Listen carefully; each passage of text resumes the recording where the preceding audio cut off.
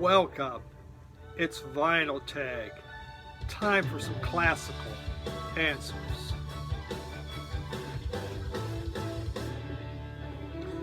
In the background, which I will turn down, we have one of these all-time favorite CDs, the East Village Opera Company. This thing is so awesome. They took opera and they just gave it that rock twist. And okay, Vinyl Tag Quarantine Edition. We have 20 questions. I'll try to be brief and not go too long. I have written all 20 questions down in this book. I have written them in such a way that I cannot read my writing. So I'm just hoping I get this right because my writing sucks. But let's find out. Thanks for joining me, by the way. Let's begin. Favorite record from state or city that I guess you grew up in. I'm from Nebraska. So that kind of limits me, right? Now we got Derek Higgins, but I don't have any of his stuff. But I did come up. I got two. He was born in Nebraska, but I think he did this album in Florida, but it's Matthew Sweet. But he was a Nebraskan. He's a Go Big Red kind of guy. But I have something from my hometown where I graduated. I lived in a variety of different towns, but I graduated in Schuyler. 3,000 people, home of the Warriors. And there's a record. We had a group. You got it. Schuyler was a happening musical town because in there was the Checklanders Orchestra. Oh yeah, baby. These guys are right out of there. And I worked with Bob Mullichek. We worked at the IGA grocery store together. You got it. I mean, listen to this. This is the Checklander Orchestra is one of the most versatile groups we have had the pleasure to record. Their music is happy and easy to dance to, as well as easy listening. There we go. From Schuyler, Nebraska, the Checklander Orchestra. And for booking, get a hold of Harold Skarka in Rogers, Nebraska. Rogers has a total of 100 people. God, I love it. I found that in Michigan. In Michigan, I found something from my hometown with a guy I worked with. Wow, that's pretty funny. Okay, an album you highly recommend. Okay, album I highly recommend. Come on. If you don't got it, what's wrong with you? You have to have this one. You have to have Herb Alpert. Tijuana Flappers. Actually, this is a really good album. I really like it. But the one I will highly, highly recommend, and this is no lie, I've talked about it ad nauseum, I still do, Miles Davis, Kind of Blue.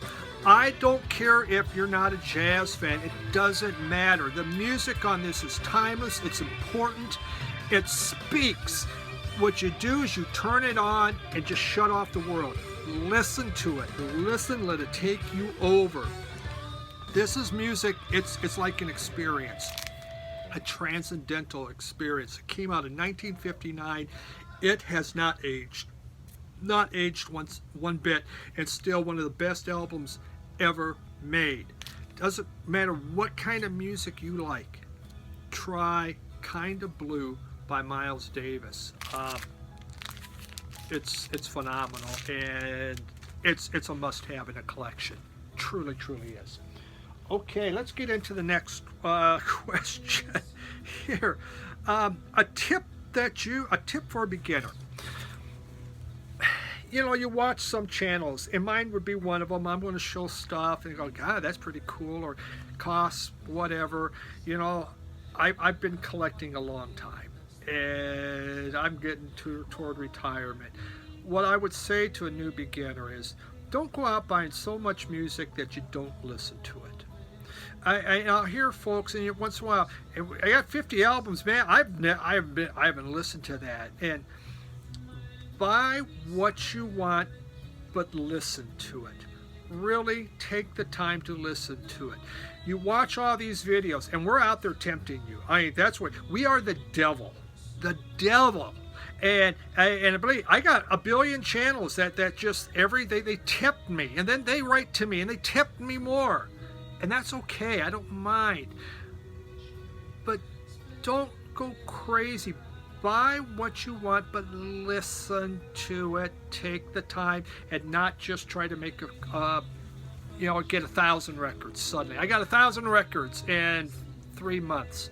It didn't do you any good because you just bought records, but you don't even know what you have. Listen to it. That's my tip for beginners. Okay? Next on that list, first record that got you deeper into music. Okay. Hey, you know what? Here's another essential album. I had Miles Davis, Kind of Blue, The Velvet Underground. I'm just, a billion bands started because of this album. And I don't care what kind of music you listen to, this is extremely important album. It changed the lives of so many people. At the time, no one gave a crap. But through the years, it's now one of the most important albums. So, an album that got me deeper into music. Fela Kuti and Ginger Baker. Fela Kuti, and Ginger Baker. I bought this a couple years ago, and it blew my mind. It opened up a whole world. I liked African music, but what did I know of it? This really got me into Zamrock, the 70s rock and funk that came out of Africa. That's really incredible. I would say of the Fela albums now, I probably have 20, 25, 6, 7 originals. Incredible music, but there's so much more that came out of Africa. This opened up a huge world for me and got me into buying some stuff. We could talk albums, but the thing that made more difference to me than anything in my life when it came to buying music, because music has been a solo thing. I didn't know anybody that really was into music. It's been a total solo project until really the last few years of Vinyl Community. But I bought this way back when, the Rolling Stone Record Guide, and I've talked about this before. I read it from cover to cover numerous times, but what it did is it showed me these different groups that I had no idea who they were. No idea, but it gave me reviews. It told me the essential albums. Now that's their opinion, but you have to start somewhere. We couldn't stream. We had none of that service. Yeah, I know, kind of old, right? But there wasn't anything when you think of the 80s and the late 70s. But this just helped me. It says, this album sucks, this album's great. I have used this as a Bible. I have so many of these. It has gotten me into more types of music than anything. I never would have got into Cajun. I never would have got into blues. I would not have got into some of the country. This is what did more to me than anything in the whole wide world, because we didn't have anything else. All right, I think I have everything else now, so I don't have to get up anymore. An obscure record that people may not know about. Oh man, you know about this one? You know about this one? It's really obscure. It is a good album, though. It really is. How about this one? The Ghost Waves in Austin, Texas. This is a two-piece band. We have, what's her name here? Carly is on guitar and Johnny is on drums. These guys just rock hard and they shred, and it's just darn fun music. It came out in 2014. I just love this group. The Ghost Waves, and hey, it's an animal on the cover too, right? Right. Really good music. Truly enjoyed it. A two-piece combo. There you have it. A group, I collect everything up. There's a variety of groups. Talking Heads, I bought everything up. Miles Davis, I am working to get everything of that between CD and album. I probably do. Van Morrison, but the very first one was Jethro Tull. This is their first album. This is just such a cool album because it's really blues. This is what England had going on at that time, hard blues. And I was in Minstrel in the Gallery got me into Jethro Tull. I've seen them 3 times in concert, most I've ever seen any other group. And so I've collected their music throughout the years, and I have doubles and duplicates, a German pressing, whatever. A lot of that. So Jeff will talk. Good stuff. Okay, a band whose second album was better than the first. Easy peasy on that one. Their first album was called Talking Heads 77. Very good album, had Psycho Killer. But their next album, more songs about buildings and bricks, blew this away. This was so good. It was so quirky. It was a little more polished, but it was just different. They had for artists only. Take Me to the River. Girls Want to Be with Girls. Found a Job. My goodness. Thank You for Sending Me an Angel. This was so interesting and quirky and playing something totally new that was on the landscape. This was a little punkier. This thing it nailed them. Excellent album. Their second album, by far the best. All right, do a whack-a-mole. Oh, damn it. I forgot my phone. I have to send a PayPal to Mazzy on this one. He said I got to pay him $10 every time I do it. All right, let's do whack-a-mole.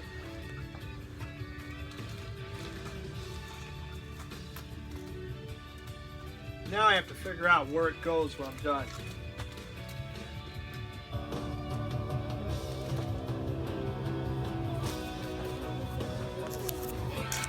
I'm doing a series on the best music, left of the dial, and this is one of the group. This is the Liars. These guys came out of Boston. It is such good music. It has kind of that jangle pop type feel to it, and just really rocks. Let's see what's on this one. What are the, oh my god, how in the hell did they write this? Oh, look at this. Try to read the titles are just like all over the place on here. It is just it's kind of, there's a little psych in it, but I personally I think it's a little more of the Paisley Underground. Definitely Paisley Underground feel. Out of Boston. Liars. I know I have 3 of their albums, and it's just, this is toward the top of my list of great music that came out of the 80s. And it's from this group here, the Liars. Okay. Album you've listened to the most in your life. This one, it's getting close. I listen to this so much. But the one I've listened to more in my life than any other album, Blackman Turner Overdrive, Not Fragile. This was the soundtrack of my teenage years, and I've mentioned that before. In our locker room in Central City, Nebraska. I did not graduate there, but for 2 years, this was the 8-track. That Seals and Cross Greatest Hits. This was preferred. In cross country, wrestling, track, it was on. Football players, basketball players, it was on. Not Fragile. We didn't have anything else. We didn't have the other BTO ones. It was just this one of Rock Is My Life. This is my song.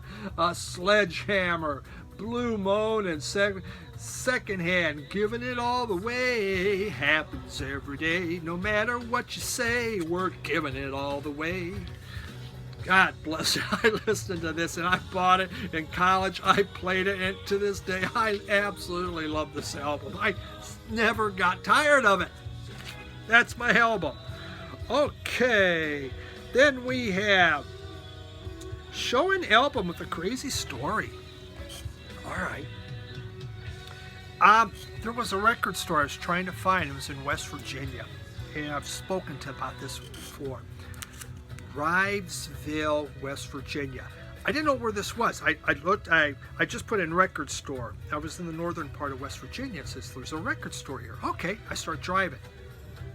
I get out of a town, and you start taking these roads, and the road gets narrower and narrower.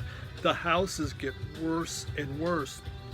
I'm going, who in the hell would have a record store out here? I mean, I'm heading to the boonies now. And you're getting, and it's just, the trees encroach closer and closer. There's abandoned railroad tracks. It's just crapping lawns. It's getting creepier and creepier. And finally I come to Rivesville, West Virginia. And you're going down Main Street. And Main Street, I mean, it's closed. Everything's boarded up. There's Nazi iron crosses painted huge on the plywood, and different graffiti and crap, and the houses, they're broken and busted, and what's there's just crap all over the place. And my GPS, it's taking me here. It's saying, this is where you gotta go. Over to the right, an abandoned factory, just huge. There's a lake right next to it, but it's like that kind of lake that would go in there and the Loch Ness Monster would eat you. Finally, GPS, it takes me to a house. And I'm looking at this house. And the house, you got to go up this little bit of hill to get to this house. But it's like the house on the hill, but not in a good way. It's like, there's no way I'm going to that thing. I'm dressed in a suit because I had been worked. No one's in this town. The only time they've ever seen a suit is when they die, and there's probably a leather jacket. I don't know, man. It was so crazy. I'm not doing it. And I left. Well, I talked about it on one of my videos. This is a couple years ago, and someone said, nah, there is. It's in an old church. So I went back again the next time I was in West Virginia. And I found that old church, and sure as heck, there it was. And inside, they had an online business, but they made it also open to a record store in Rivesville, West Virginia. Middle of nothing except an abandoned town. But I found, this is one of the many albums. I found the First Saints in there. I found Buzzcocks in there. Some incredible punk. They had every Gentle Giant, every Camel you could ever ask for. I didn't buy that stuff. Bill told me I should, but I did see this. I bought Velvet Night, a psych band who made a lot. Didn't really make their own music. They just did everyone else's. Something interesting, something different, but it was scary to go there. I mean, there was a bar. It's just full of motorcycles, and I get creeped out trying to walk around that area. All right, a genre that you would be surprised that I would like. Is there, seriously, for those that watch this channel, is there a genre that I haven't shown yet? I don't think there is. I was buffaloed on that one to say, God, I like everything, but I'll just say I like rap. I like rap. There's a couple rap. I know it's early rap, but I'm kind of an early rap guy. I have a lot of rap CDs. I probably have maybe 200, 300 rap CDs from the 90s. Once I got into the aughts, I fell away from it. But and vinyl, I have a lot of the 80s rap in vinyl. So I like that. So, hey, I'm hip, right? Probably not the right word to use anymore. A record from years you were... Oh, a record from the year you were born. All right. Miles Day. Oh, from the year I was born? Hold on. Hey, kind of blue. I was born that year, 1959. All right, I'm not going to show it. Dave Brubeck's Time Out came in that year. Classic one. I'll show this one. She did 3 albums that year. 3 albums. And that's Ella Fitzgerald. We have Ella Fitzgerald's songbook, the Gershwin Songbook, Volume 1. Gershwin Songbook, Volume 2. And Sing Sweet Songs for Swingers. Swingers have sure taken on a whole different word, doesn't it? Do you think that's what it meant back then? Maybe. But these were 3 albums that Ella Fitzgerald put out in 1959. My birth inspired her to do this, so good for me. Those are nice albums too, if you like Ella Fitzgerald. Such a beautiful voice.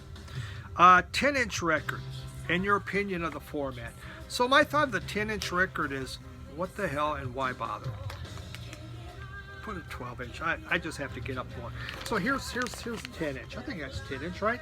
The Clash. Why would they make 3 albums into... 3 10-inches when you could have just done a full album. I mean, the Clash was getting a little local, I think, at that time, but super black market Clash, 10-inch. I don't get it. Why just go big? But they did this. It was fun. Maybe it's cheaper. Maybe it's a cheaper way to do things. Because some people want to package different ways. I have a variety of 10-inch. If there's something I want, I'll buy it. I don't enjoy it as much, but it's okay. I want the record. I get it. How about an interesting fact about a song? Here's a neat one. Just finished reading the book about Billy Joel. So here we got The Stranger. Oh, I paid $5 for that. How about that? And on The Stranger, there is the song here, She's Always a Woman to Me. He wrote that song for his then wife, who was Elizabeth. She was also managing him at that time. And she was, he had bad managers, and so she took over as management, his wife. And she was ruthless. I mean, we're talking, she didn't care who she stomped on. Her and Sharon Osbourne just would have been quite the pair. But she did this, so it was their anniversary, and he wrote this song, She's Always a Woman to Me. And there's actually a little knifing in there. And so it was their anniversary, and so when they're out to dinner, he goes, I wrote you a song. She's always a woman to me. And she goes, do I get the royalties? And he thought she's just joking. She goes out, talks to her brother, who was also helping to manage, and goes, can you believe that bastard? He wrote a song. He says he wrote a song for me and didn't even give me the royalties. Who does he think he is? Romance, love. That's what it's all about. They didn't last a whole lot longer. So, all right. Album with a animal on the cover. Messer Chuffs. Look at that alligator. That has an alligator, and she's an alligator, and that's a tiger lady. So that's all. And then we got a saber-toothed tiger skull. So that's kind of neat. I don't know, is that an animal-like thing? Beats me. So Messer Chuffs. That's pretty neat. That has that. I think that counts. Oh, album with crazy artwork. Oh, here's one of my favorite crazy artworks. I got to get it pulled out. Should have had that done ahead of time, I know. And this is Miles Davis Live Evil. I mean, that's crazy crap, man. Wow. The inside's not so much, but that is some really far out stuff. There's a whole story that goes into all of this on what it was all about, the good and the evil, but I'm trying to get this under wraps and quick. Okay, really good albums for cheap. Here's two of them that are so good, and you can find them in bargain bins or only $1 or $2. Don't cost much. One is Screaming Blue Messiah's Bikini Red, and the other is Del Fuego's Boston Mass. Both of these are just wonderful albums of the 80s. This thing rocks. It rocks hard. It's crunching guitars. It screams. It does have You Want to Be a Flintstone on there, but to me that's the worst song on the whole album. It is so much good music. If you see that cheap, by God, what's wrong with you? Just pick it up and buy it. Del Fuego's Boston Mass, another incredibly good group. This was their first album, and it has the hit on there, Don't Run Wild. Wonderful albums, you won't go wrong. An Acquired Taste. Dave, local bandography, if you're watching, my apologies. But, Sunrise. Man, that's an acquired taste. I bought this is a record store thing, and it just Sun Ra makes me scratch my head. I don't get it, man. He's too far out for me. I can't handle it. I'm trying, Dave. I'm trying, but Sun Ra. Most recent finds, mail today. Today's mail. You ready for this? I'll talk about it more on my Sunday morning show. I got two. Yesterday's Children. I just got this in. Someone in the VC showed it. Now I can't remember who. Should have write this crap down, but I don't. So I tried that. It might have been, it was Andrew Tales from the Crate. He says, get it, you'll like it. Okay, if Andrew tells me I'm going to like it, he knows my taste.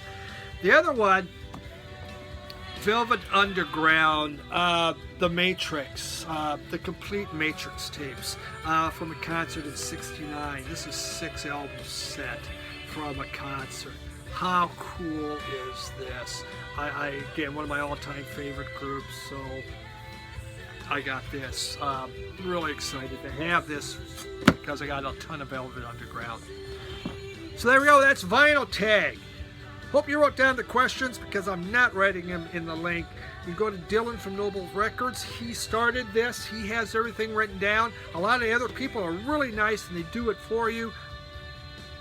Maybe I will, but chances are I'll be too lazy. But hope you enjoyed it. I had a good time doing it.